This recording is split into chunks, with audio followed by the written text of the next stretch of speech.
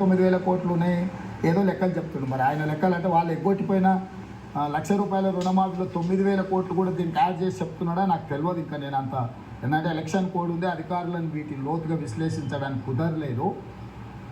దీంట్లో పెద్దగా తంత్రం లేదు, పెద్దగా మాయ లేదు. రైతుల మీద ఉన్న లోన్లు ఏవైతే బ్యాంకులు ఇచ్చిండ్రో ఆ బ్యాంకులకు ప్రభుత్వమే పూచీకత్తు ఇచ్చి ప్రభుత్వం విడతల వారిగా బ్యాంకులకు చెల్లించి రైతులను ఒకటే రోజు అందరికీ విముక్తి కలిగిస్తాము. అంటే నీ మీద ఉన్న లోన్ నేను ట్రాన్స్ఫర్ చేసుకుంటా, నేను నా ఆదాయాన్ని విడతల వారిగా నేను బ్యాంకర్కు చెల్లిస్తాను.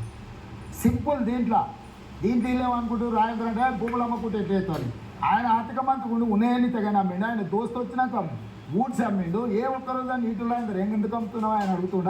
అంటే రైతులకు రుణమాఫీ జరగద్దు, వాళ్ళు చచ్చిపోవాలని పగతోటి హరీష్ ఈటల రాజేందరు ఇంచు భూమి అమ్మొద్దు, నరేంద్ర మోడీ 60 లక్షల కోట్ల ప్రభుత్వ రంగ సంస్థలు 6 లక్షల కోట్లకు అమ్మేయచ్చు, రాజేందర్కు తేలిగుట్టినట్టు కూడా ఉండదు. హరీష్ కేటీఆర్ ఎలక్షన్ల ముందర ఔటర్ రింగ్ రోడ్డును అమ్ముకున్నారు. కొన్ని లక్షల కోట్ల విలువైన ఔటర్ రింగ్ రోడ్డును 7,000 కోట్లకు తెగని అమ్ముకొని పోయారు. సో ఆ రోజు ఎప్పుడు రాజేందర్ గారికి గుర్తు రాలే.